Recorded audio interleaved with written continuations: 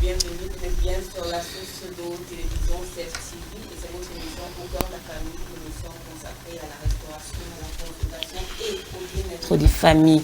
Nous nous retrouvons bien évidemment chaque mardi quand il est 14 h sur cette chaîne, bien sûr, avec des invités particuliers, un panel de choix bien choisi, bien sélectionné pour vous édifier, vous conseiller et bien sûr passer un agréable moment. Alors aujourd'hui, je reçois 3 personnes sur une thématique particulière.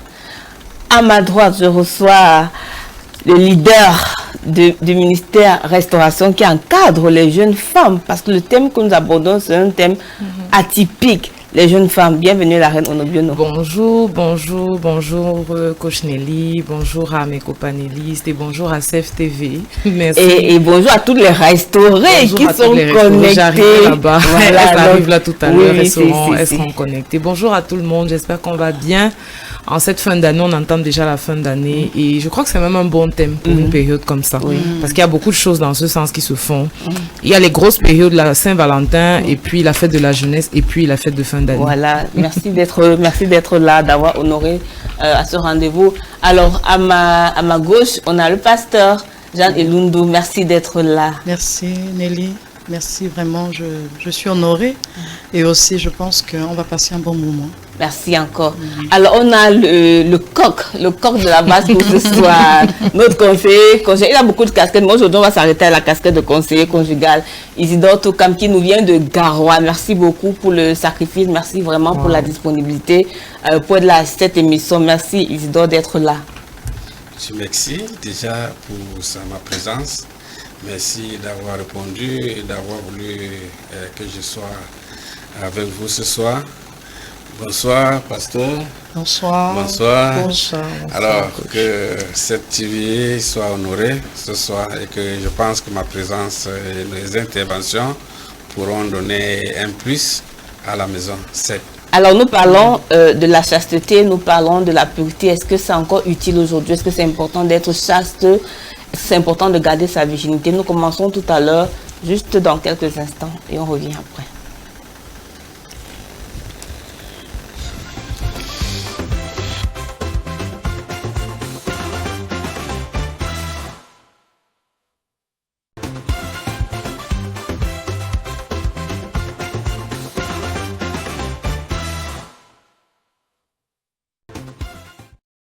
Par toi, la reine, pourquoi on a l'impression que les comportements sexuels comme ou les attitudes ou les choix de chasteté ou de virginité sont dépassés?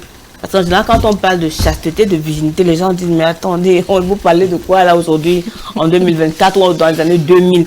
Pourquoi pour plusieurs personnes c'est des choses vraiment dépassées et pour lesquelles on ne devrait plus s'asseoir et promouvoir comme valeur?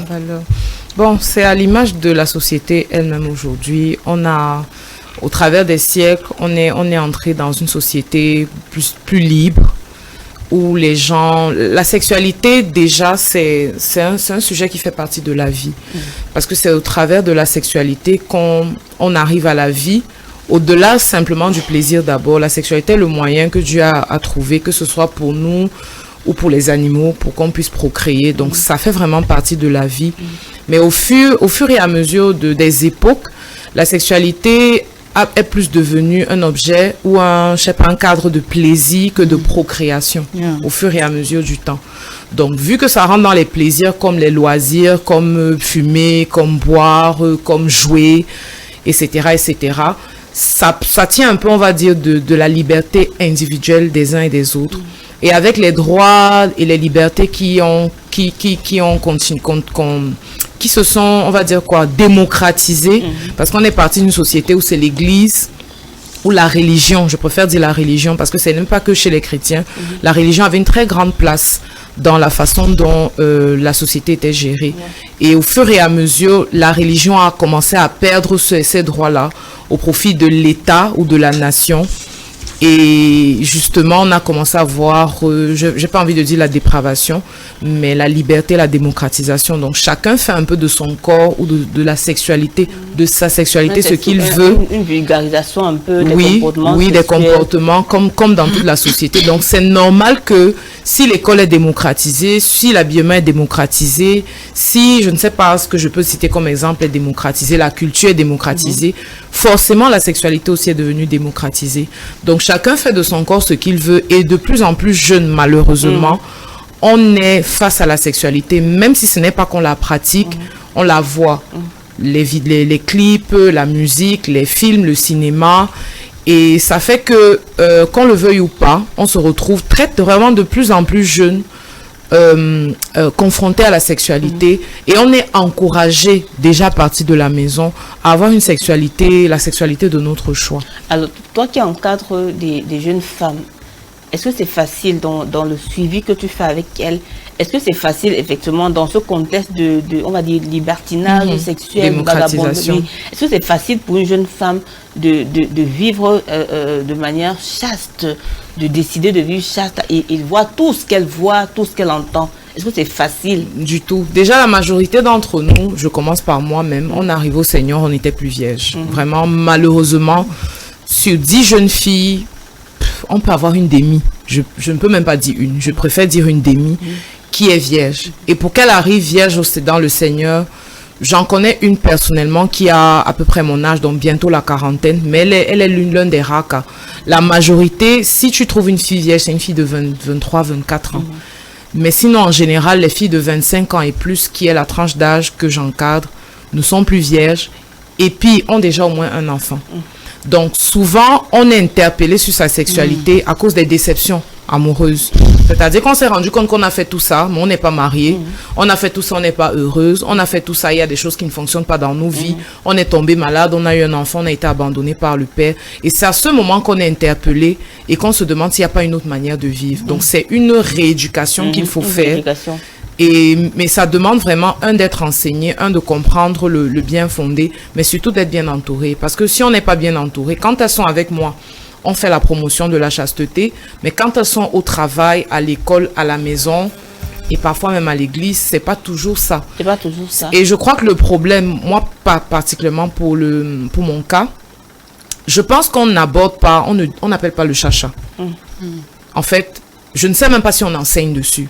On parle de manière générale de la sanctification, mais on ne parle pas de manière précise de la chasteté, de la virginité. Moi, je n'étais plus vierge, j'étais à l'église, j'étais déjà contente de ne plus avoir plusieurs shows comme j'en avais. J'étais avec une seule personne et pour moi, c'était un exploit. Je pensais que j'étais arrivée. Personne ne m'avait jamais clairement dit qu'il faut être chaste. Je dis bien jamais, on me l'avait dit. C'est avec le Saint-Esprit que personnellement, j'ai commencé à être mal à l'aise parce que mes autres frères en Christ et sœurs en Christ de la chorale, par exemple, où j'étais, n'étaient pas sexuellement actifs. Donc moi, j'ai été interpellée par le comportement des autres. Mais concrètement, je n'ai pas été interpellée ou enseignée sur la chasteté. Et je crois que c'est un problème. On ne parle pas clairement. On englobe beaucoup de choses dans la sanctification.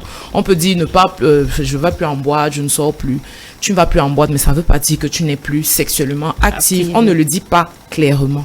Alors, Isidore, c'est vrai qu'aujourd'hui, on a beaucoup de personnes, jeunes femmes, surtout qui sont plus vierges, quoique ça existe encore. Et même dans la trentaine, j'en connais. Et ça, c'est bien, c'est à valoriser. Alors, qu'en est-il des hommes? C'est-à-dire que si on arrive au niveau, même à partir de 25 ans, on n'a plus beaucoup de filles qui sont vierges. Est-ce qu'on peut dire que les hommes de 25 ans, on peut vraiment trouver des hommes vierges? 25 ans, je crois que vous êtes allé très loin. Est-ce qu'à 15 ans, on peut trouver des hommes vierges? Je vais commencer par moi pour le dire. J'étais encore à la maison, je crois que j'avais 17 ans. J'ai ma soeur aînée. Un jour, elle est venue me déshabiller pour voir si j'avais le sexe. Parce qu'elles ont attendu que j'aille le 25, le 24, que les femmes que je cours derrière, elles n'ont pas vu. Elles se sont demandées, mais est-ce que... voir si tu es normal. Mais là, tu n'avais que 17 ans. Je n'avais que 17 ans. Alors ça, c'était dans le temps. Et aujourd'hui, c'est difficile. L'environnement étant un élément qui influence, le comportement. Qui influence et tout cela. les émissions télévisées autres qui influencent. Alors, donc, dire qu'un homme, je ne sais pas, aujourd'hui même à 40 ans, vraiment, c'est même à 12 ans, il serait difficile, impossible de trouver, même s'il est engagé, de trouver un homme chaste. Oui, c'est difficile, mais ça existe quand même. Oui, on est dans une tendance où l'exception n'est pas... Oui, la règle, dans tous les cas, on en trouvera toujours. Vous voyez, et le plus souvent quand on va à... Bon, je suis coach. Donc quand je reçois des personnes et que je fais souvent comment on appelle ça, le bilan familial, l'arbre généalogique, je trouve que le problème n'est même pas là. Ça part de très loin. Et comment est-ce qu'on peut subir, on peut ne pas subir les influences négatives des fondations familiales. Bah, si on va sur le postulat, là je vous pose une question avant de revenir sur toi, Jean. Si on va sur le postulat selon lequel les hommes vierges peuvent exister, ça existe, ça aussi j'en connais, on a souvent eu à parler, donc ils sont là, ils me regardent. Les hommes vierges existent encore dans un certain âge et les femmes vierges, pourquoi on ne les voit pas être fiers de ça? On a même l'impression que les personnes vierges ont tendance à se replier tellement les non-vierges prennent le flambeau pour leur dire « Hey oh, c'est nous qui avons, qui gagnons ». Pourquoi elles, alors, n'arrivent pas à dire que nous, on a fait l'espoir de ne pas... Ça donne plutôt l'impression qu'être vierge, même, c'est ça le problème, finalement. Pourquoi alors, on arrive à ça? Oui, pourquoi on arrive à ça? Pourquoi ne pas tenir le flambeau? Pourquoi est-ce qu'un lion, quand vous trouvez... Quand est-ce qu'un dit un lion, c'est qu'il est lion? Un lion, c'est qu'il est lion quand il rugit, quand il attrape le gibier. Et dans l'environnement, quand les hommes sont au milieu des hommes. Et l'amitié et autres corrompent. Vous voyez, quand vous êtes ensemble, voilà ma petite, vraiment celle-là, je l'ai connue hier, donc ils te balancent 2, 3. Tu les vois 3 là, je les ai tous connus. Ils parlent de leurs exploits. Ou de leurs exploits. Et ils parlent dans un sens de manière à... quelque chose de couronne. De couronne. Vous voyez, quand ils voient ça, ils disent tiens, moi-même je vais essayer. Moi-même je vais essayer. Et pourtant, en n'essayant pas, il cultive en lui la maîtrise de soi.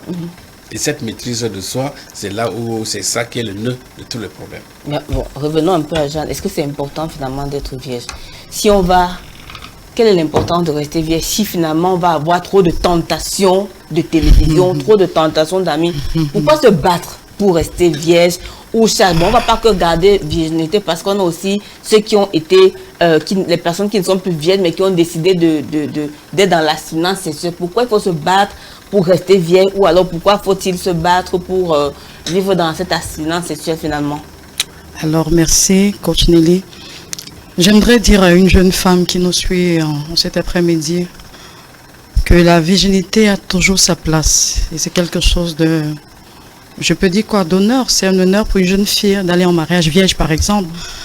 Quand nous regardons dans la parole de Dieu, que ce soit lorsqu'il fallait choisir la femme d'Isaac qui était Rebecca, que ce soit Marie qui devait porter le Sauveur Jésus, pourquoi est-ce que Dieu s'attelait à ce que ces personnes soient vierges? Ça prouve que devant Dieu, dans le règne spirituel, on peut parler du règne spirituel, la virginité a un poids, la virginité a une puissance. La virginité a quelque chose. Bon, revenons à notre société actuelle. Nous reconnaissons que nous sommes dans un contexte un peu comme mes deux prédécesseurs l'ont dit. Nous sommes dans une société où on a l'impression que, en réalité, même pas qu'on a l'impression, la société influence la jeune fille ou alors le jeune garçon à être actif sexuellement avant le mariage. Aujourd'hui, c'est rare de voir des jeunes filles parce qu'à l'époque, quand même, nos parents, nos mères allaient en mariage étant vierges parce que c'est des choses qu'on leur avait enseignées. Que ce soit, même si ce n'était pas une éducation spirituelle dans l'église, mais ils avaient ça comme valeur ancrée dans leur tradition. Mais aujourd'hui, on a l'impression que même les traditions sont devenues corrompues. Les valeurs qui se transmettent de façon générationnelle, elles sont corrompues. Mais j'aimerais dire que la virginité et la chasteté ont leur place. J'ai voulu ce soir vraiment aller de feu. Je veux, comme la reine l'a dit, qu'on soit vraiment pratique et vrai. Je vais prendre mon cas. J'ai eu la grâce de venir au Seigneur étant jeune. J'ai eu la grâce d'entrer dans l'église à l'âge de 9 ans. Et j'ai eu l'opportunité qu'on m'enseigne ces choses. Et ça fait que j'ai grandi avec une peur, parce que qu'est-ce que mon père aussi a influencé sur ma position, parce que mon papa était assez dur avec nous, assez radical. Ce qui fait que lui, quand il te rencontrait avec un garçon, il allait vraiment te fouetter. Il allait te déchirer la peau. Donc, on a grandi avec cette peur de marcher avec les garçons et tout. Mais c'est qu'on le veuille ou pas. La jeune fille, à un moment, elle trouve toujours le moyen d'avoir un petit ami et tout. Mais en même temps, l'église aussi m'a influencé parce que j'ai reçu des valeurs de l'église, comme ce qu'on va partager ce soir, par rapport lié à la parole de Dieu, ce que Dieu, ça dit ce que c'est que la virginité, son pouvoir ou alors son importance aux yeux même de Dieu. Donc j'ai reçu ces deux influences. Ça fait que à un moment, j'ai flirté avec un garçon, mais j'avais peur d'aller plus loin dans la sexualité. J'avais peur parce que je me disais, soit Dieu va me frapper, parce que c'est ce qu'on nous enseignait à l'église. Soit Dieu va me frapper, soit je vais tomber enceinte. Et c'était vraiment, moi à venir, je dis à mon père, je suis enceinte. Ah, il va me tuer. La peur de ça, donc, ça m'a beaucoup protégée. Et pourquoi, quand j'ai partagé tout à l'heure sur Facebook, j'ai dit, nous avons notre part de responsabilité dans cette affaire. Il faut que les parents, il faut que les aînés, il faut que nous, les encadrants, on revienne et qu'on enseigne encore ça à nos enfants, à nos jeunes, et leur présenter l'importance. Mais ça, c'est important. Mais là, je vais mettre l'accent sur l'église. Oui. Est-ce que le fait que dans les églises aussi, il y a trop de scandales spirituels, des pasteurs qui sortent avec des chantres qui sont avec des... Est-ce que le désordre sexuel dans l'église ne fait pas en sorte que l'église n'arrive vraiment pas à être vraie sur cette question? Parce que qui va finalement venir parler sur le pupitre de la chasteté, de la fidélité, quand on connaît les dessous d'un pasteur ou d'un leader ou d'un encadreur? Est-ce que finalement cette responsabilité, ce fait-là n'est pas aussi un blocage pour l'enseignement profond dans l'église? C'est vrai que ça, c'est clair que ce sera un blocage parce que nous-mêmes, on va enseigner quoi si nous-mêmes, on n'est pas des modèles là-dessus? On ne peut pas les enseigner. Si on n'a pas ces valeurs ancrées en nous, on ne peut pas communiquer ces valeurs à la jeune génération. Donc, ce qui fait en sorte que nous-mêmes, en tant qu'église, on doit revoir notre façon de gérer notre sexualité. Dans quel cadre il faut avoir du sexe? On doit revoir ça. Dans quel cadre? Parce qu'aujourd'hui, nous voyons des enfants de Dieu. Je dis bien des enfants de Dieu, même des serviteurs de Dieu qui regardent des choses pornographiques, qui regardent des choses. Maintenant, quand nous regardons ces choses, comment ça va donc activer nos pulsions sexuelles? On ne pourra pas les maîtriser. Il y a un chrétien qui a dit qu'il regarde une photo de pornographie pour avoir des sujets de prière. Voilà. Et je me demandais c'était pour avoir quel genre de sujet de prière. Elle dit que vraiment il faut aller sous le feu de la sonde pour aller sur le sujet de prière. Donc c'est pour dire que... Bon maintenant, comment vous expliquez le phénomène selon lequel on va sortir par là, le phénomène selon lequel plusieurs églises ont tellement fustigé le sexe qu'on arrive à mettre des jeunes qu'on trouve dans, on va dire, la fornication, des relations sexuelles en quarantaine, ou dans certaines églises, on les exclut. Est-ce que c'est parce que la Bible promeut la chasteté que Dieu demande que lorsqu'un enfant arrive à avoir une relation sexuelle en mariage, on doit l'exclure? Si on l'exclut, qui va l'encadrer finalement? Je ne pense pas qu'on est en train de l'exclure. Quand on fait ça, il y a des églises qui le font. Oui, j'ai grandi dans cette doctrine-là, je peux dire, dans ce système où on excommunie. Comme j'ai dit tout à l'heure, j'avais peur parce que j'ai dit, si je tombe là, j'avais peur d'aller plus loin en sexualité et tout. Mais ce que je veux dire, c'est quoi? En réalité, peut-être nos enfants pensent qu'on leur fait du mal. Mais en réalité, on leur fait du bien. C'est un peu comme un parent qui punit son enfant qui a volé. Si votre enfant vole à la maison, vous n'allez pas le punir. Vous allez le punir, non? L'église, c'est une famille. On doit pouvoir recadrer nos enfants, on doit pouvoir dire aux enfants, tu as mal fait. Ce que tu as fait dans la paix, c'est péché. Donc, de la même manière que moi, je punis mon enfant lorsqu'il vole, s'il vole, je vais punir. De la même manière, je dois punir s'il est tombé dans le péché sexuel. C'est un péché. Là, en fait, c'est un péché. Mais quand on va au niveau, la reine, quand on va au niveau de l'excommunion, toi qui es leader de jeunes femmes, elle dit que tu as une jeune femme à qui tu enseignes la pureté, la chasteté, et puis ça fait des années qu'elle n'est pas tombée dans le sexe, et un jour elle t'écrit, te dit, vraiment, maman, Lily, me voici, je suis tombée hier. Tu lui dis quoi? Pam, je t'exclus, je t'enlève de tous les groupes tu l'exclus parce que tu as l'impression que tu as perdu. Est-ce qu'il n'y a pas le fait qu'on a l'impression d'avoir perdu le temps sur la personne qu'on a enseignée et ça nous fait tellement mal, on décide de la rejeter? En fait, je souris parce que hier soir, on avait un temps de prière et le sujet que j'ai reçu pour le temps de prière, c'était le salut et la délivrance des familles. Et les choses ne se sont pas passées comme moi-même je pensais. À un moment, on a été interpellés justement et le Seigneur nous disait, on s'est appuyé sur 2 Timothée, qui parlait des jeunes femmes qui sont toujours en train d'essayer d'apprendre mais ne parviennent jamais à la connaissance de la vérité. Elles vont de lieu en lieu. Et on a été interpellés pendant que je conduisais le moment de prière sur le fait qu'on a aujourd'hui à l'église des adultes adolescents. C'est-à-dire que ça m'est vraiment venu comme ça. En dehors du 11 février et de la rentrée scolaire, est-ce qu'il y a un moment où les pasteurs, vraiment, en dehors de quelques églises, s'occupent des jeunes? Très peu. Les pasteurs font plus les programmes pour les adultes. On impose les mains aux adultes. On prie pour les adultes. Il y a les délivrances pour les adultes.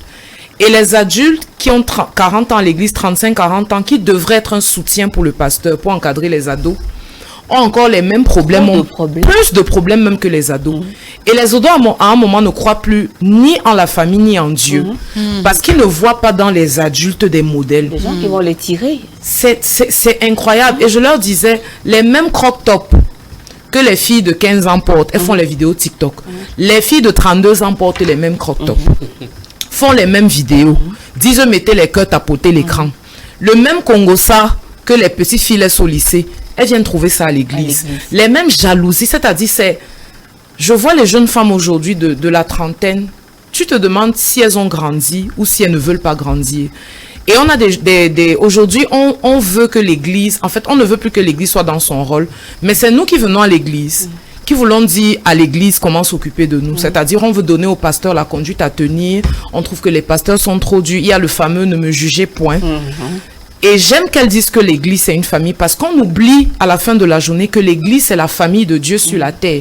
C'est une famille où il y a un père, il y a les enfants, il y a les plus jeunes. Quand je dis père, je parle des aînés, c'est-à-dire les diacres, les responsables. Il y a les membres qui sont les fils et il y a les plus jeunes encore qui est la génération d'après. Si on ne discipline plus les gens, s'il n'y a même pas la peur, parce qu'à un moment même la peur là au moins, qu'on va savoir. Mieux tu fais même en cachette, mais aujourd'hui est-ce qu'on fait encore en cachette? Non. On ne fait plus en cachette. Avant, quand même, on faisait en cachette. Aujourd'hui, est-ce qu'on fait encore en cachette? Pour ma part, déjà, le cadre dans lequel j'encadre les jeunes filles n'est pas très formel. Il est tellement peu formel que c'est difficile de discipliner.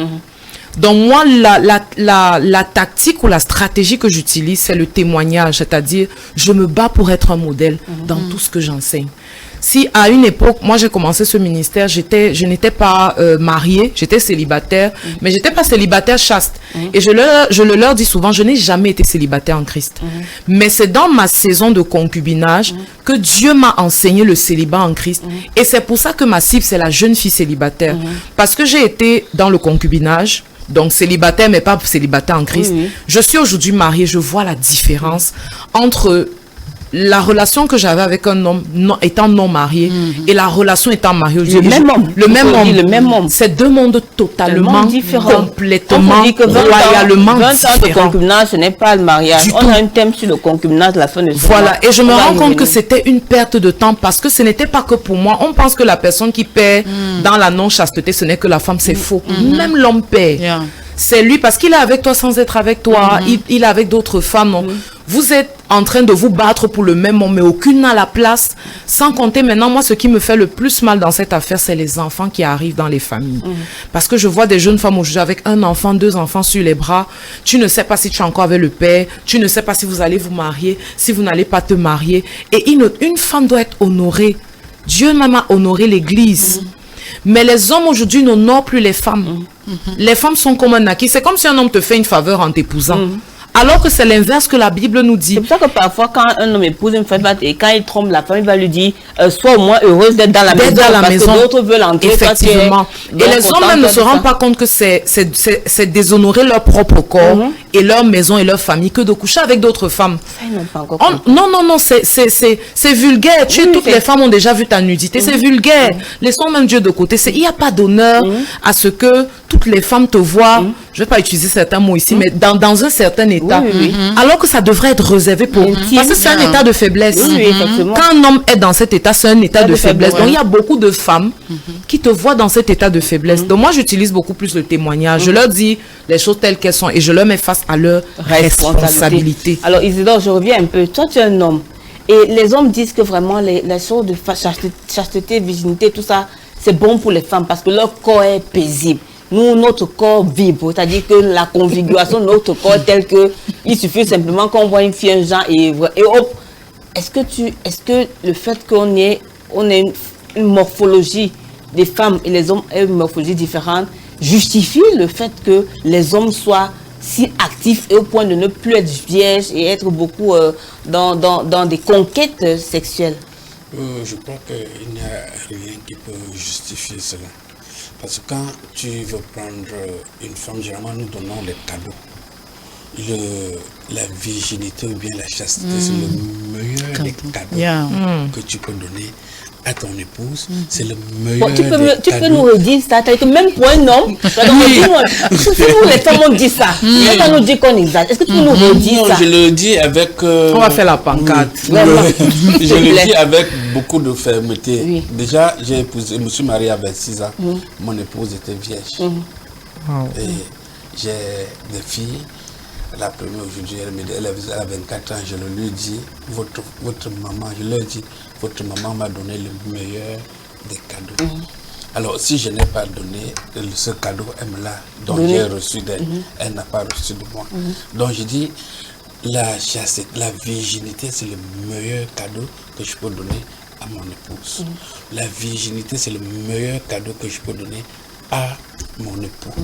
Oui, il n'y a pas de cadeau plus costaud que ça. Comme pour dire que malgré toutes les femmes qui couraient après moi, j'ai su me réserver. Non, dans tous les cas, quand tu dis, ouais, je vais prendre le cas des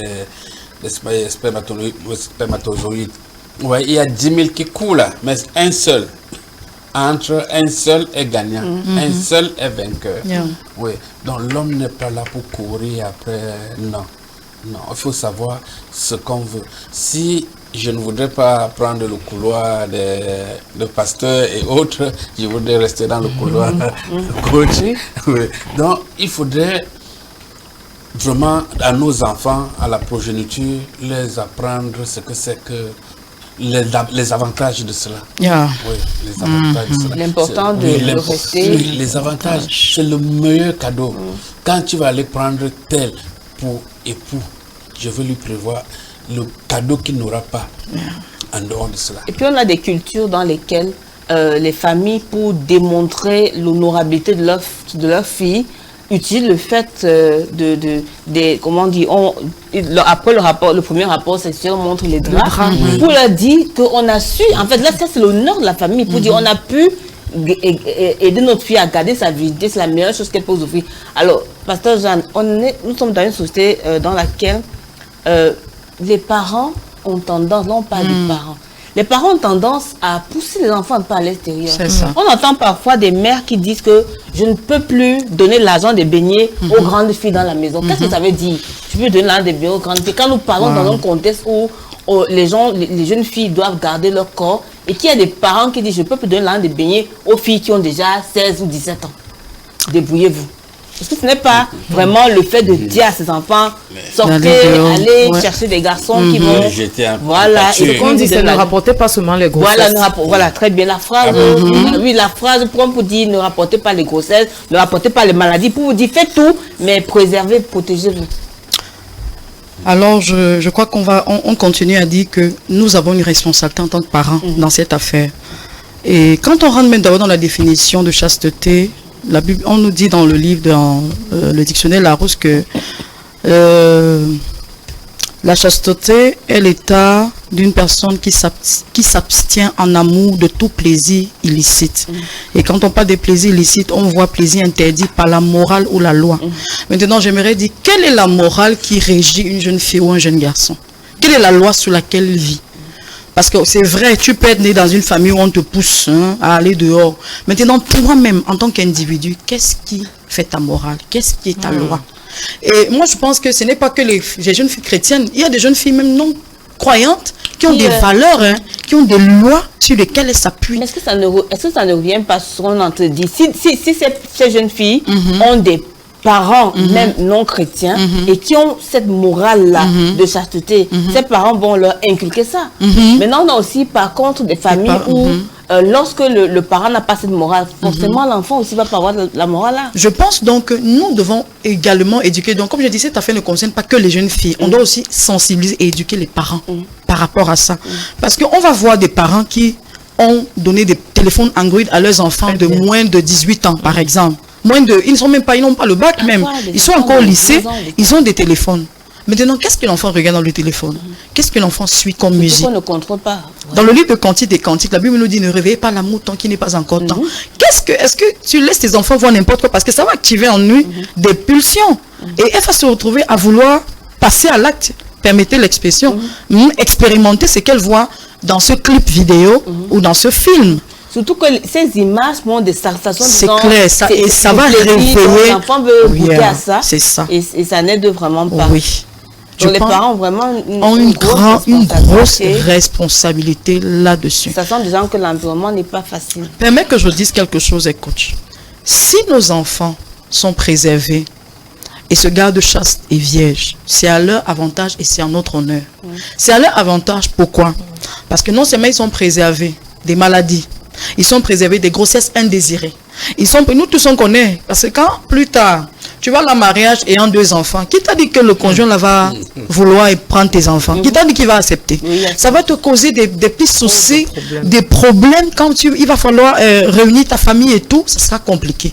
Donc quand on dit à la jeune fille, préserve-toi, garde-toi, ou bien au jeune garçon, lui-même le garçon aussi va faire les enfants dehors, parce que quand il va faire ça, c'est qu'il va concevoir de lui. Donc il va se retrouver des enfants dehors. Quand il va donc vouloir le temps de se marier, il faut maintenant penser que j'ai eu des enfants dehors. La mère des enfants, l'épouse, et ça cause souvent des problèmes plus tard. J'ai un cas comme ça sous la main actuellement qu'on m'a soumis justement hier où on ne veut pas dire à la femme de dedans qu'on n'a même pas encore fini d'épouser. Donc on est encore dans le processus, mais elle est déjà à la maison.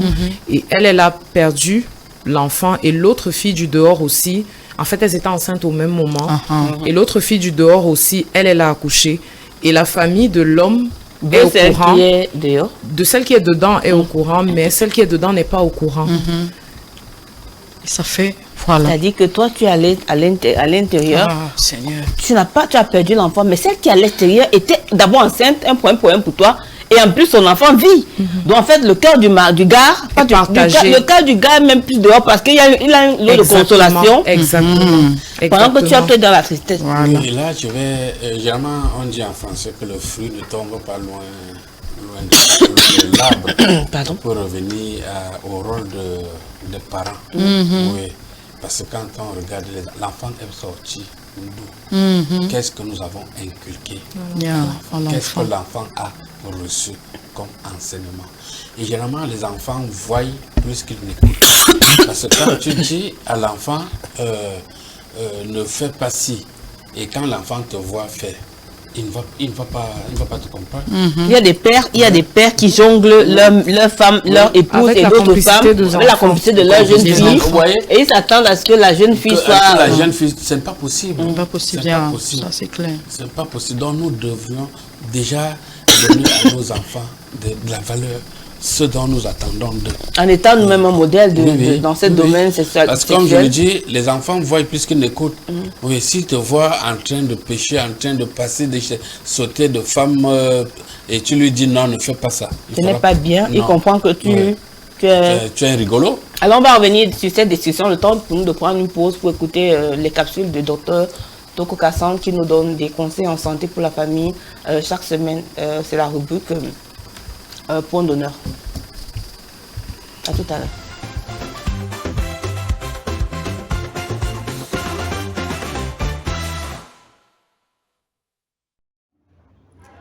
Hello, bonjour à toutes, bonjour à tous, bonjour ou bonsoir, selon le moment où vous me recevez.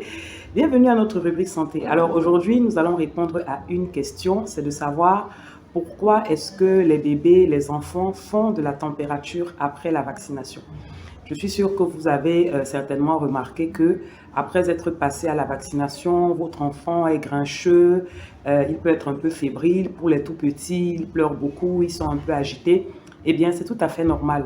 Alors, lorsqu'on vaccine un enfant, ce qu'on lui injecte, c'est un agent vivant. Je m'explique. Lorsque, par exemple, on veut protéger un enfant contre la méningite, ce qu'on lui injecte dans la vaccination, c'est un agent de la méningite atténué. Donc, je vous rassure tout de suite, ça ne risque pas de le rendre malade. En fait, l'intention, c'est quoi? C'est que lorsque cet agent est dans l'organisme de votre bébé et donc qu'il est en contact avec son système immunitaire, le système immunitaire sera stimulé, cet agent sera identifié, sera enregistré, de telle sorte que la prochaine fois que votre enfant sera réellement en contact avec le germe de la méningite, l'organisme sera suffisamment préparé pour faire face à cette infection et des globules blancs seront fabriqués pour combattre le germe. Donc, vous comprenez tout de suite pourquoi est-ce que lorsque l'enfant est vacciné, il fait de la fièvre, il est grincheux, il est mal à l'aise. C'est simplement parce que son organisme est en train de fabriquer les anticorps nécessaires pour lutter contre le microbe ciblé par la vaccination. Alors, qu'est-ce qu'il faut faire dans ces cas-là? Généralement, il est conseillé aux mamans, pour les tout petits enfants et même d'ailleurs pour les plus grands, de leur donner un peu de paracétamol quelques heures avant la vaccination.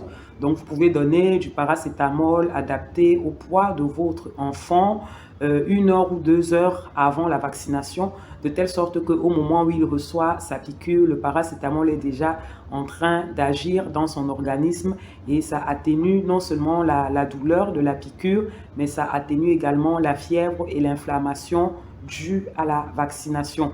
Et n'hésitez pas à continuer à lui en donner, même après la vaccination, toutes les 6 heures si nécessaire. Voilà, donc j'espère que ce conseil et que cette petite astuce va vous aider pour l'avenir et que vous ne serez plus inquiet lorsque vous enverrez vos enfants à la vaccination. À bientôt!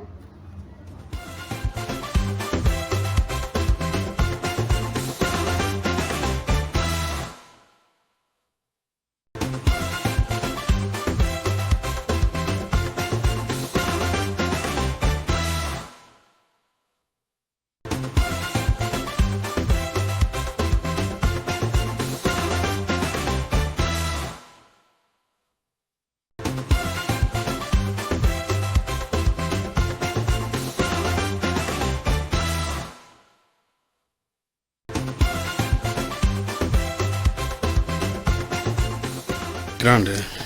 Alors, vous êtes bien sur Source d'eau télévision, c'est votre émission au cœur de la famille et nous parlons de la chasteté, la virginité, quel intérêt aujourd'hui. Et on parlait, avant de terminer, on parlait du cadre familial où les parents envoient les enfants, ont tendance à pousser un peu les enfants. Et puis un autre nous parlait de l'autre cas où on n'en parle pas vraiment. On n'en parle pas. Moi, personnellement, dans ma famille, il n'y a jamais eu un jour. Bon, ma mère m'a parlé de la sexualité plus au moment des règles. Elle m'a donné ses conseils qu'elle pouvait me donner et c'était ne tombe pas enceinte avant la terminale, je pense bien. Comme vous dites après la terminale, les triplés, les quadruplés. Ne tombe pas enceinte avant la terminale et je suis tombée enceinte à l'université. Et puis elle m'a dit, bon, tu avais quand même respecté notre contrat. Mais avec le recul, je me dis, ah, la merci, c'est quel conseil que tu me donnais comme ça. Donc, mon père, on n'a jamais, mais alors jamais parlé de sexualité. Mais il y avait beaucoup de restrictions à la maison. Ça fait que tu savais qu'il ne faut même pas y penser. Mais ça n'a pas empêché que moi, je sois sexuellement active à partir de 15 ans, par exemple. Et c'était même pas... C'était avec les gars du quartier. C'était jamais avec quelqu'un qui était loin. C'était avec un jeune homme avec qui dont j'étais amoureuse à l'époque au quartier. Et je me demande, les familles dont on ne parle pas de sexualité, comment ils font? Parce qu'on a parlé des parents qui envoient les enfants dehors. Moi, mon père ne m'a pas envoyé dehors. Bon, on ne va pas dire que ma mère m'a envoyé dehors non plus, mais on n'en a pas vraiment parlé. Il n'y a pas eu... Je connais pas, par exemple, le papa... Le coach disait tout à l'heure qu'il parle à ses enfants en tant que père. Il dit, voilà comment j'ai connu votre mère. Bon, moi, on ne m'a jamais raconté ça. Moi, je pense qu'il y a quand même une beauté à ce que les enfants entendent parler de sexualité d'abord de la bouche de leurs parents. Que ce ne soit pas comme si le sexe, c'est un truc interdit. Que ce soit encadré, que ce soit les parents qui soient les premiers à parler. C'est pas le sexe que les enfants sont arrivés. On va leur cacher quoi. Maintenant, il faut bien trouver comment leur en parler. Et si on a commis des erreurs, les assumer. Je pense que le fait d'avoir des parents qui assument, on ne dit pas, dans une société où ce n'est plus évident, entre guillemets, d'être chaste ou d'être vierge. Laissons la chasteté, disons, d'être vierge. Mais qu'un parent puisse assumer que voilà, bon, c'est arrivé qu'à tel âge, je connaissais déjà les femmes, mais moi, je pense que si vous pouvez faire comme ça, voilà ce que vous pouvez gagner. Avant d'arriver à l'église, avant d'arriver à l'école, avant que ce ne soit les amis qui parlent de sexualité, parce que je pense que si un enfant se sent en confiance et qu'on lui dit la vérité, parce que les enfants n'aiment pas le mensonge. Le problème souvent, c'est que nous, les parents, quand j'avais ton âge, j'avais toujours 14. Quand j'avais ton âge, je partais à l'école à pied. Parfois, l'enfant, quand il découvre tes 8 quelque part, exactement. Qu'on puisse avoir des parents aujourd'hui qui assument leurs erreurs. Moi, je suis fière quand j'entends mon mari dire à nos filles qu'il il les a eu trop jeunes, à un âge où aujourd'hui il se rend compte qu'il n'était pas prêt pour ça. Quand il peut parler de certaines erreurs qu'il a commises, parfois il le dit en larmes. Et là, c'est vraiment avec beaucoup d'amour que les enfants vont se dire, je ne peux pas commettre. En fait, la motivation de l'enfant ne doit pas être le fouet, ça ne doit pas être l'interdiction, ça doit être l'amour. Je ne veux pas décevoir par amour, pas parce qu'on va me fouetter. Parce qu'on le veuille ou pas, même si on avait peur de nos parents, ça ne nous interdisait pas. Le jour où tu es amoureuse, ça va arriver. Comment tu gères? Est-ce que tu peux venir dire à tes parents que vraiment il y a quelqu'un, je ressens telle chose pour lui? Ou est-ce que tu vas cacher et puis le gars va te mentir, tu vas te retrouver à ne plus être vierge? Je crois que dans la société dans laquelle on est aujourd'hui avec les réseaux sociaux, ce n'est plus le temps de cacher, de fouetter, d'interdire, mais il faut dialoguer, il faut être soi-même un témoignage et il faut transmettre et permettre aux enfants de pouvoir en retour revenir vers nous s'ils ont un problème ou s'ils ne sont pas arrivés à ne pas faire ce qu'ils devaient faire. Est-ce que les enfants peuvent venir parler de sexualité avec nous? C'est important, mais Isidore, tout à l'heure, on parlait de l'environnement, on parlait de télévision et tout ça. Qu'est-ce qu'il faut faire? Est-ce qu'il faut interdire la télévision? Est-ce qu'il faut interdire les téléphones Android? Est-ce qu'il faut fermer les enfants à la maison? Comment éviter effectivement à ces jeunes d'être autant exposés? Comment les encadrer ou éviter l'influence de cette exposition qui est vraiment grande? Est-ce que c'est la télévision le problème? Est-ce que c'est le téléphone le problème? Ce n'est pas le téléphone qui est le problème. Ce n'est pas la télévision qui est le problème. Le problème d'abord, quand je prends à la maison, c'est d'abord nous, les parents, à la maison. Parce que quand on dit, la meilleure manière de dire à un enfant de ne pas toucher, c'est de ne pas, il ne faut pas cacher pour dire à l'enfant de ne pas toucher. Tu déposes et tu lui dis, ne touche pas. Et tu lui montres les avantages et les inconvénients de la violation des principes que tu lui donnes. Or, nous les parents, nous avons tendance à, comme on a dit tout à l'heure, à ne pas communiquer, à ne pas parler de ces choses-là, du sexe aux enfants. Non, on ne doit pas cacher quelque chose à dire à quelqu'un, de ne pas voler. Comment tu dois voler ce qui n'est pas visible? Donc nous devrons communiquer, parler aux enfants. Voilà le téléviseur, voilà les programmes. Je ne t'interdis pas, je ne t'interdis pas de suivre les programmes, mais voilà ce qu'il faudrait que tu suives. Et si tu suis ceci aujourd'hui, voilà les effets négatifs de cela. Ouais. Donc, pas que non, tu sors à la maison, tu arrêtes le téléviseur, tu caches la télécommande. Là, tu développes en l'enfant une curiosité. Et l'enfant va aller chercher à voir ce que tu lui caches. Bon, pendant qu'il passe, ça me permet de dire qu'on a ce qu'on cache à la maison, les enfants arrivent parfois à voir les mêmes choses à l'extérieur, surtout d'une mauvaise manière. Tellement on a caché une série à la télévision, à l'école, ces enfants lui en parlent en détail, et le parent est sûr que l'enfant ne sait rien, alors que l'enfant comme c'est des bons comédiens, maîtrise. Alors, est-ce que les parents comprennent vraiment la dangerosité du fait de ne pas être clair dans ça? Parce qu'on a l'impression que pour les parents, je pense que les parents, dans leur esprit, c'est de protéger l'enfant. Pour eux, c'est qu'ils protègent l'enfant. Mais est-ce qu'ils comprennent vraiment le caractère malsain de ne rien dire du tout? Moi, je me rappelle, on m'a parlé de sexualité dans ma famille quand j'ai eu 13 ans une fois. J'étais en vacances. Et ma tante m'avait dit, tu as été règles, si un garçon te touche, tu es enceinte. Te salue même. Plus jamais, on ne m'a dit que ton corps va se passer comme ça, comme ça, comme ça. Quand on ne dit pas à un enfant, quels peuvent être les dangers par rapport à ce qu'il va écouter à l'extérieur? Parce qu'à l'extérieur, l'enfant est en contact avec d'autres enfants qui n'ont forcément pas de limites. Quelles peuvent être les répercussions sur un jeune ou une jeune qui n'a pas reçu d'informations sexuelles et qui à l'extérieur reçoit des informations et n'arrive même pas à venir dire à son père, voilà ce que j'ai appris, est-ce que c'est vrai ou pas? Je pense qu'on doit entrer vraiment dans l'éducation. Moi, je vais parler vraiment en tant que pasteur. Dans cette éducation spirituelle, ramener vraiment les enfants dans des valeurs chrétiennes. Bon, c'est vrai que ceux qui nous suivent, peut-être des musulmans, je crois aussi que les musulmans ont certaines valeurs. Chez eux aussi, je pense que la virginité a un prix. C'est un prix vraiment chez eux, c'est un honneur.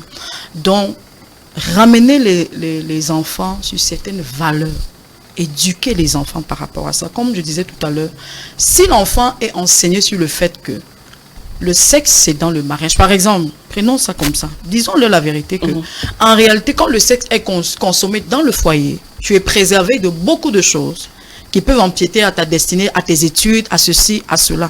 Tu fais cette éducation à l'enfant. Bon, maintenant, pour les parents qui sont encore un peu plus entrés dans leur relation avec Dieu, leur désir, ce sera que leurs enfants aient aussi une relation avec Dieu. Que leurs enfants aient une intimité avec Dieu.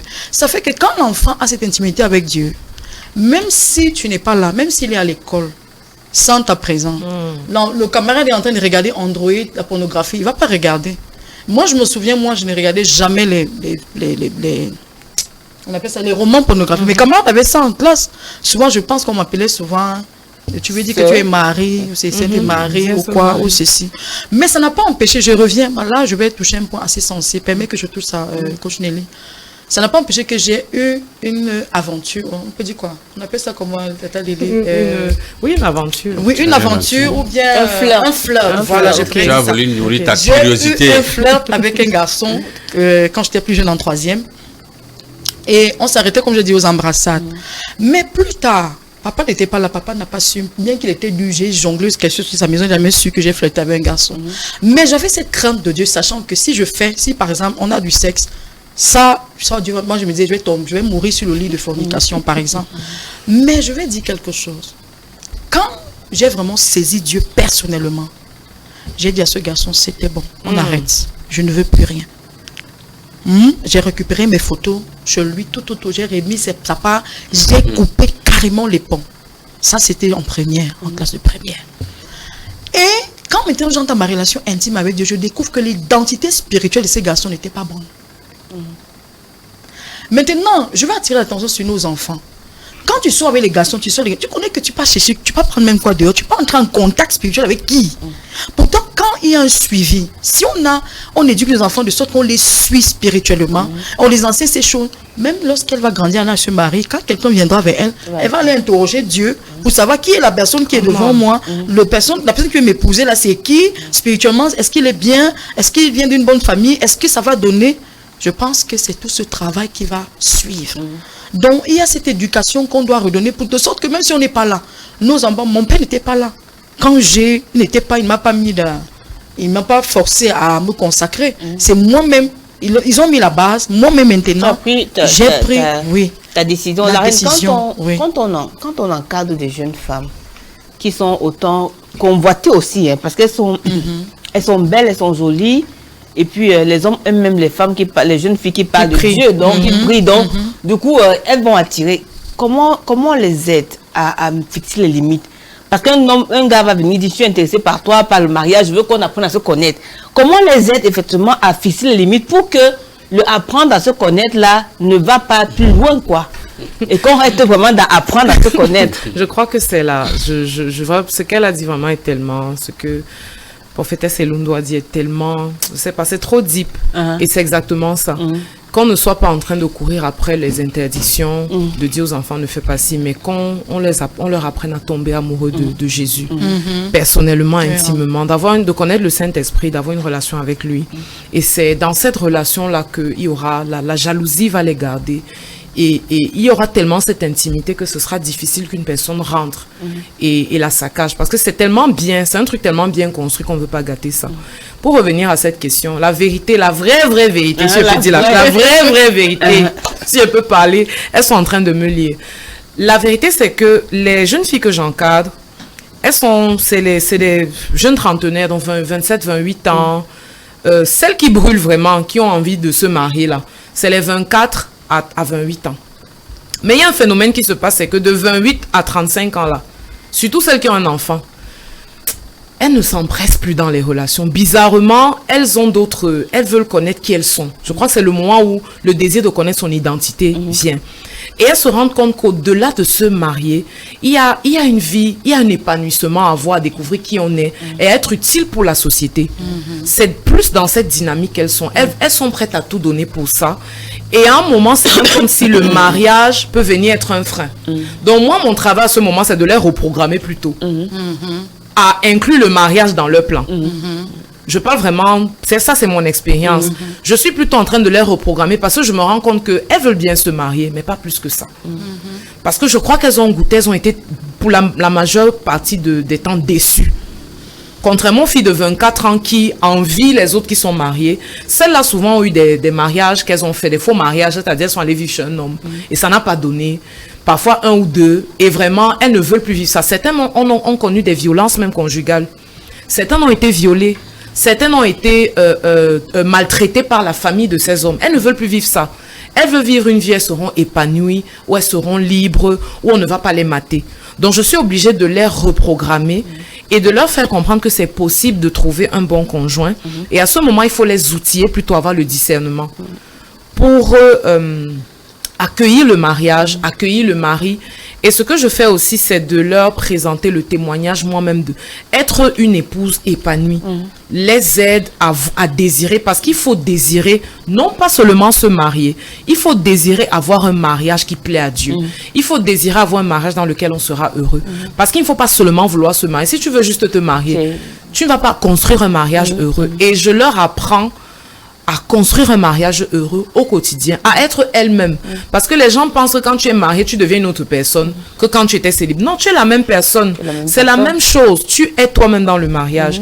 Donc moi, je travaille plutôt à ça. Et je pense qu'il faut aussi qu'on travaille à... Elles ne rencontrent pas beaucoup de personnes qui leur correspondent. Dieu a dit, je lui ferai une aide semblable à lui.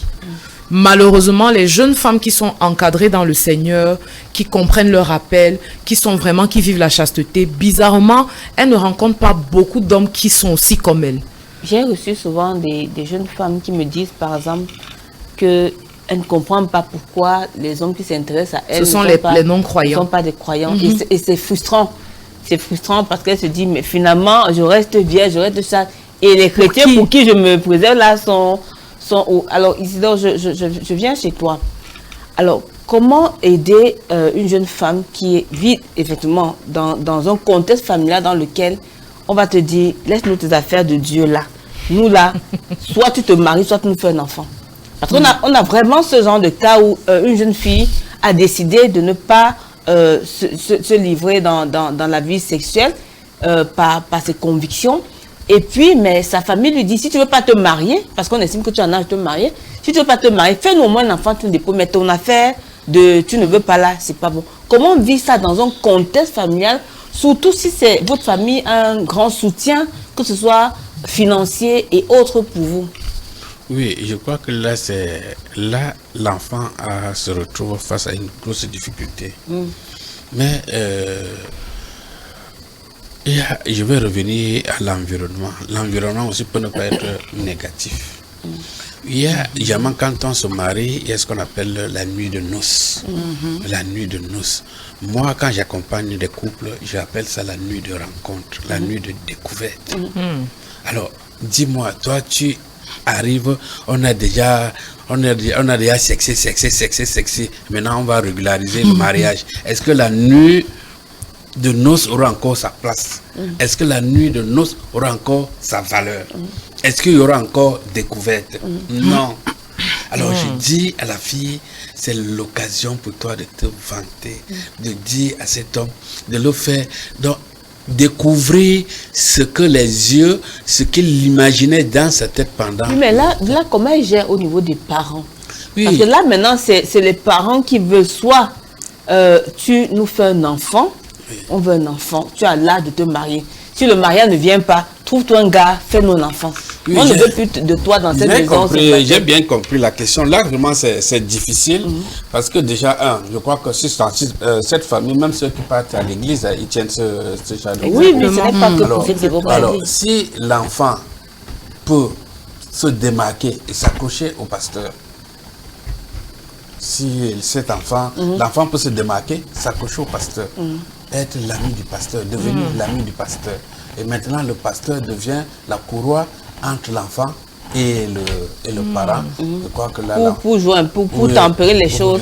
Ça, c'est même dans les cas, ça c'est dans le cas où les parents écoutent même le pasteur. Parce qu'il y a des parents, qui ferment les portes au pasteur et qui disent même que c'est vous-même qui gâtez nos enfants. Parce que quand elle va se retrouver, vous êtes marié. Si elle se retrouve à 40 ans, parce qu'il faut aussi dire que les parents parfois ont peur que la jeune fille va tellement attendre, et parce que dans ce temps on nous dit que atteindre à partir de 35 ans par là, si tu es une jeune femme, tu n'es pas encore mariée, fais un enfant parce que tu as des problèmes de myome et tout ça. Donc, la famille te pousse au moins à avoir un enfant. Donc, quand un pasteur vient dire que non, quoi. J'ai une fille chez moi à Garoua, elle vit chez moi, la fille d'un ami qui me l'a envoyée du Mungo, elle a 33 ans. Sa mère appelle chaque fois qu'il faut qu'elle fasse un enfant, sinon les myomes et tout. Voilà. Je lui ai dit chez moi, le sexe, l'enfant, c'est dans ton mariage. Là, ça ne se négocie pas. Là, ce n'est pas négociable. Et le jour où tu vas me dire que tu as un retard, j'ouvre ma porte, tu pars. Mais elle a pris le retard là dans ta maison, Isidore. Non, je le lui, elle le sait. Elle sait. C'est un problème de responsabilité. Pour dire que tu es déjà adulte, donc tu peux prendre l'enfant en charge. Elle peut aller prendre sa chambre, elle l'oublie dans mon environnement. Ça ne passe pas. Ah, ça veut dire que tu vas quand même payer la chambre? Oui. Okay. Non, pourquoi je vais payer la chambre? Mais si elle non, la responsabilité c'est quoi? Si elle est responsable, ça veut dire qu'elle assume, non? Si elle est étudiante. Elle touche, elle travaille. J'ai une entreprise, elle est employée chez moi. Et même son salaire. Oui, donc avec son salaire, elle peut. Mais chez moi, non. Donc c'est les parents qui devraient. Vraiment, les parents doivent jouer ce jeu. Tout à l'heure, je parlais des fondations familiales. Il y a des fondations familiales négatives où l'adultère est inné. Qu'est-ce qu'il faut faire? Alors, que peut le juste si les fondations sont fausses? Donc, on devrait travailler d'abord en amont pour délivrer cette famille de mauvaises fondations. C'est ça qui peut faire qu'on a des enfants qui sont sexuellement actifs très jeunes. Oui. Parce que quand tu prends, généralement quand j'accompagne, quand tu prends l'arbre généalogique d'une famille, tu vois qu'il y a un problème. Il y a un problème. Alors, le premier, elle est entrée, elle allait en mariage, avant d'aller en mariage, elle avait 3 enfants. Donc, elle entre en mariage avec 3. Donc, l'autre, le garçon, avant de se marier, avait bien 2 enfants. Vous voyez que ça déjà, les fondations familiales ne sont pas... Est-ce que la prière suffit? Permettez que j'ajoute quelque chose à ce que... Et tu répondras à la question sur la place de la prière, oui. Ce que le coach a dit tout à l'heure, mentionné la question que tu as posée au coach, je pense que ça revient au niveau de la consécration. Je pense que le sujet de consécration ressort là-dedans parce que on va toujours faire face à la persécution en tant que chrétien. On va nous mettre des pressions, la société va nous mettre des pressions, la famille va nous mettre des pressions. Ça ne manquera jamais. Mais je pense qu'il faut maintenant, la jeune fille ou alors le jeune garçon, quels sont ses fondements?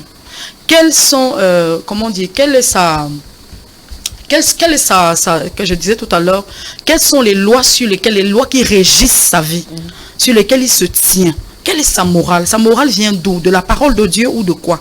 Maintenant, ce sujet, je pense à une période de ma vie quand j'étais à l'université, on m'a mis la pression que j'épouse un païen, entre guillemets un non-croyant.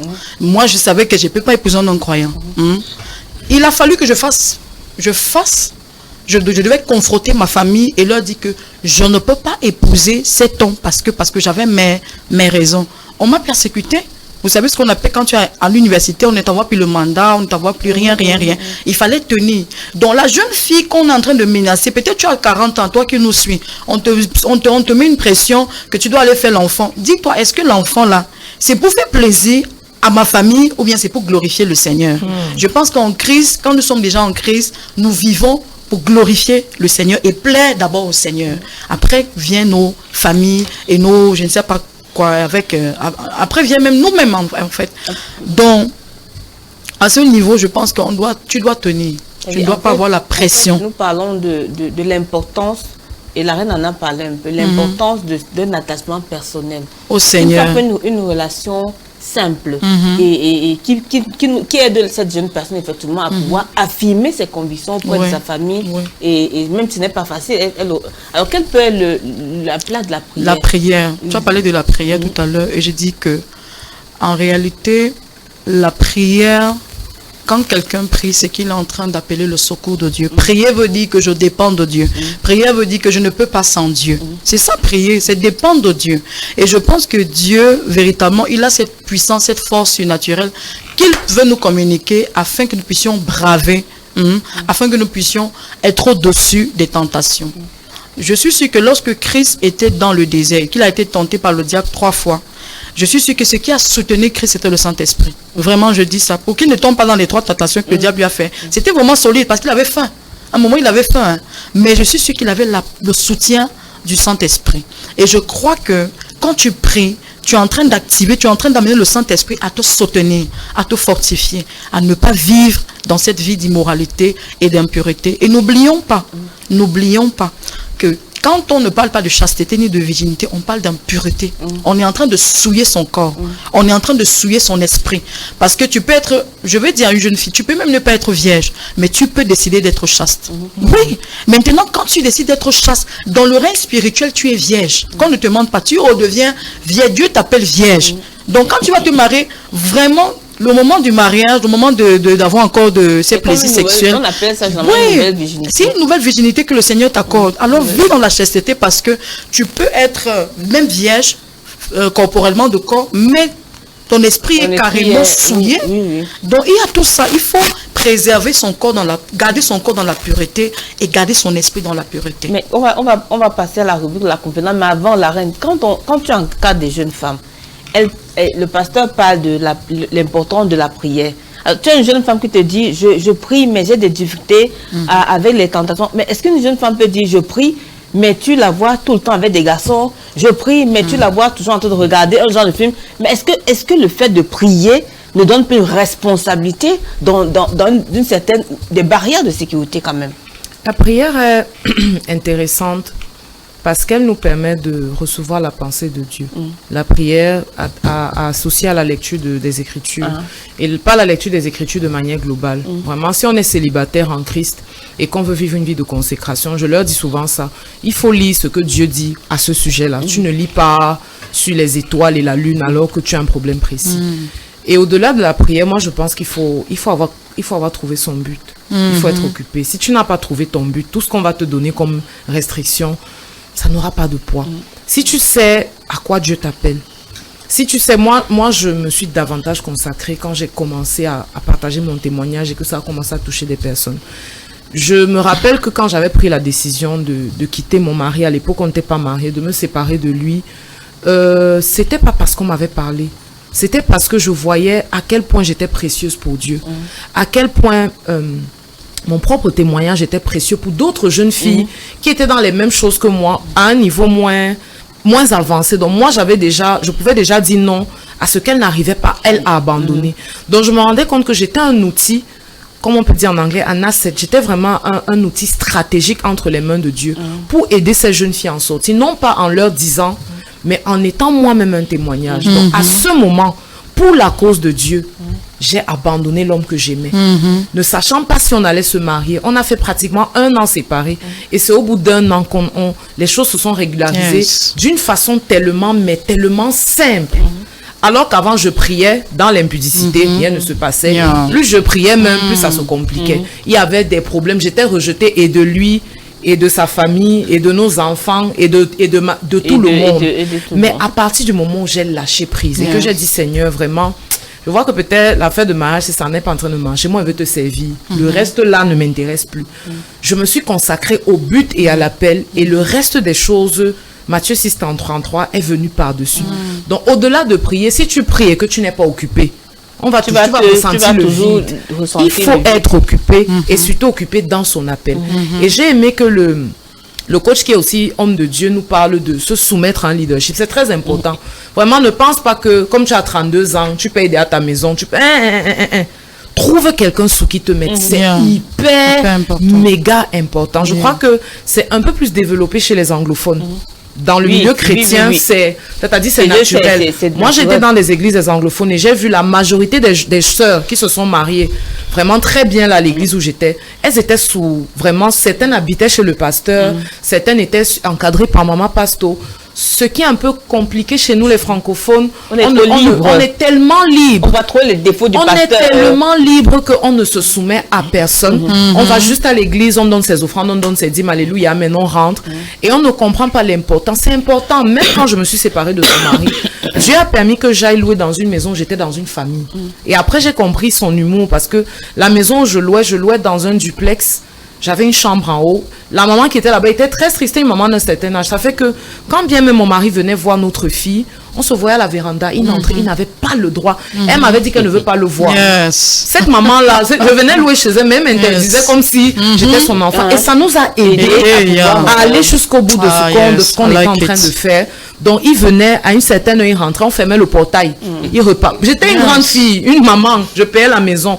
Mais j'étais sous encadrement. Et c'est très important. Ne pensons pas qu'on est trop fort. Oui, on n'est pas assez fort. Donc, mettons-nous sous leadership. Ça peut être le pasteur, ça peut être un aîné, une grande soeur, une tata, chez qui on va vraiment se mettre. Et on donne la possibilité à cette tata-là de nous recadrer, de regarder qui entre, qui sort, ce qu'on fait au téléphone. Et confessons aussi nos péchés, nos faiblesses. Ne prions pas seulement à Dieu. Et on ne dit pas aux personnes, voilà ma faiblesse, voilà peut-être mes difficultés. Mes limites, les hommes mariés, j'ai besoin. Voilà, parlons. Ne disons pas seulement prie pour moi, vraiment prie pour moi, elle veut me marier. C'est vague. C'est quoi tes défis exactement? Alors, on revient, c'est avec ce point qu'on va partir dans notre rubrique La Confidence, où on a des cas et on va recueillir l'avis de nos experts, La Confidence.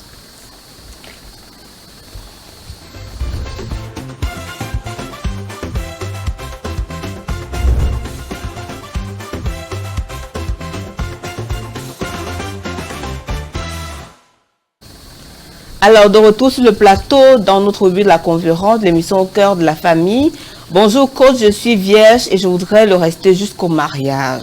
C'est très difficile pour moi et mes copines de fac parlent en permanence de leur expérience sexuelle et se moquent de ma décision de ne pas me lancer dans une relation amoureuse. Je ne sais pas comment réussir à résister à leur pression et parfois, je pense à me séparer d'elles. Mais je suis attachée à elle car on se connaît depuis très longtemps. Comment faire pour ne pas me laisser influencer? Comment faire? Très bonne préoccupation. Comment faire? Pour ne pas se laisser influencer. Ce qui est bien, c'est qu'elle a bien identifié le point. Alors, je ne voudrais pas entrer dans la Bible. Alors, comment faire? Savoir déjà pourquoi. Savoir déjà le pourquoi. Elle opte pour la virginité. Alors, si, et tout à l'heure, je l'ai dit tout à l'heure, qu'elle se dise que non, ma virginité, c'est ce que je vais donner à celui-là que je vais rencontrer, celui-là que je vais prendre pour époux. Oui, ça sera le meilleur cadeau. Et si elle tient cela comme objectif, rien ne pourra l'ébranler. Savoir pourquoi je peux ajouter quelque chose bien que sûr, le coach a dit. De façon pratique, je prends mon cas. Je voudrais qu'on soit vraiment pratique. Quand j'ai décidé de vivre dans cette consécration-là, comme je l'ai dit tout à l'heure, je n'avais pas connu d'homme. Donc j'étais vierge. Ce qui fait que mes amis, mes copines avec qui je marchais, j'ai dû me séparer d'elles. En réalité, je me suis séparée d'elle. Pourquoi? Parce que on n'avait pas une même façon de voir les choses, on n'avait pas une même vision de la vie, on n'avait pas... Les choses changeaient carrément. Donc, tout dépend de cette sœur. Quelle est sa vision de la vie? Comment est-ce qu'elle voit les choses? Qu'est-ce qu'elle veut en réalité? Donc, ça fait que, moi, quand j'ai fait ça, ça m'a beaucoup aidé. Ça fait que quand même, quand je suis à l'université, peut-être je pouvais paraître casanière, mais ça m'a préservé de beaucoup de choses. Ça m'a préservé de tomber, ça m'a préservé parce que les mauvaises compagnies corrompent les bonnes mœurs. Qu'on ne se mente pas. Parce que plus tu vas voir tes copines avec leurs copains et tout, à un moment, ça peut vraiment t'influencer. Qu'elle n'ait pas peur, qu'elle attende. Elle a dit qu'elle a quel âge? Elle n'a pas donné l'âge. Mais là, elle a l'université, on suppose que c'est une fille qui est dans la vingtaine. Voilà, je vais t'encourager, toi qui as envoyé cette confidence, je vais t'encourager à tenir ferme par rapport à cette décision que tu as prise. C'est la meilleure décision. Et si tu peux vraiment aime ta vie. Je ne pense pas qu'on doit aimer les relations plus que notre propre vie. Parce que tu peux... Oui, parce que tu dis, j'aime mes copines. À te pousser en dehors de tes convictions. Ça veut dire que pas aimer les gens plus que toi-même. Donc si tu vois que ça va, parce que tu as pris une décision de te garder vieille, c'est une bonne décision. Alors si tu vois que tes copines peuvent t'influencer, c'est pas à toi d'elle. Change d'amis. Alors, l'avenir, les phases, c'est pas les copines là qui vont payer ton loyer. Voilà. Coucou, si tu m'écoutes, pardon, vite ta vie, laisse un peu les copines là, vous allez vous trouver. Elle a l'air de vraiment vouloir rester, mais sans que ces amitiés sont une pierre. Elle se cherche de nouvelles copines. Pardon, viens à ça. Il y a les filles comme ça, comme toi. Qu'elle se trouve un nouveau.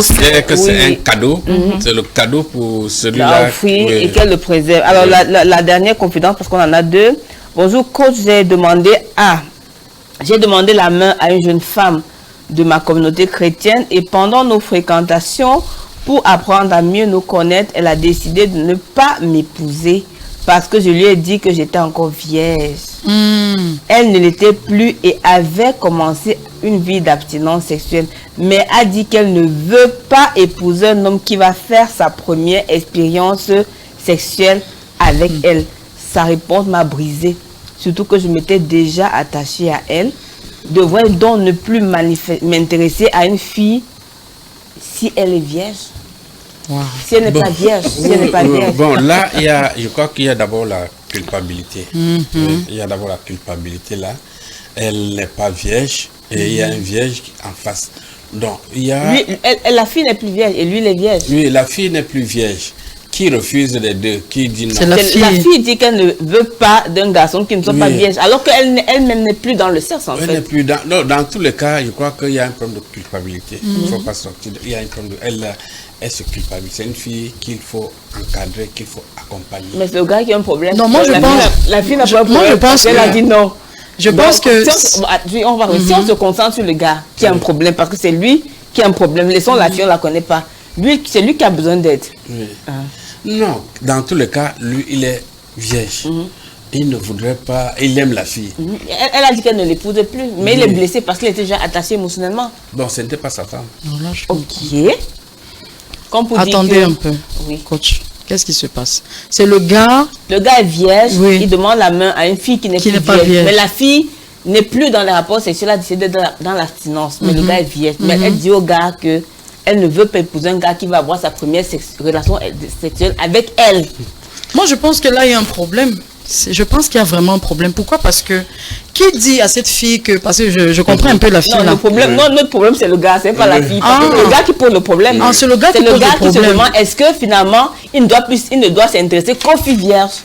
Puisqu'une fille non vierge lui a dit, je ne veux pas d'un garçon vierge. Non. Je ne pense pas qu'il y ait un problème. Je ne pense pas qu'il ne doit que s'intéresser aux filles vierges. Pourquoi? Parce que si même le problème, le complexe peut être né à partir de la réponse que la fille lui a donnée. Par exemple, la fille peut lui donner cette réponse disant que peut-être il ne sera pas expert sexuellement. En réalité, c'est ça. Mais maintenant, je veux dire aux frères que Adam là, qui lui avait montré comment on faisait, on doit faire avec Ève. Donc que le frère soit confiant en lui-même. Dieu va lui donner toutes les techniques et il va bien faire. Et c'est tout. Oui. Il n'a pas être complexé, En philosophie, on nous disait, si tu prends 2 enfants de 2 ans, tu les enfermes dans une maison après 19 ans, tu ne vas pas trouver 2 personnes, tu vas trouver 3.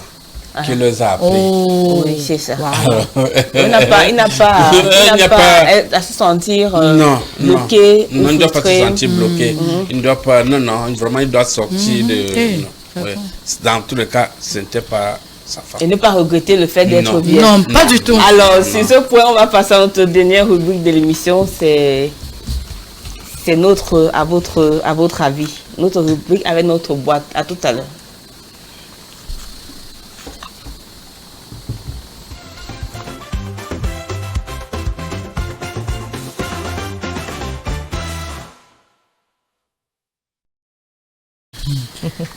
Alors, bienvenue, nous sommes encore là, c'est nos boîtes, nos fameuses boîtes.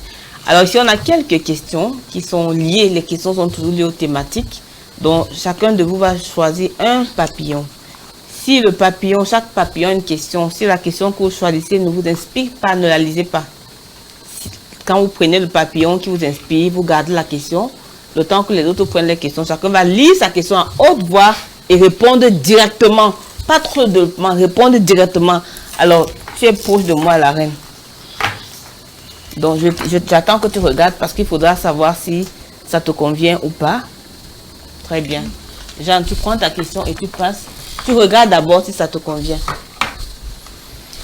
Si ça te convient pas, tu passes aussi. Tu peux changer ou tu peux garder. Voilà. Tu es libre.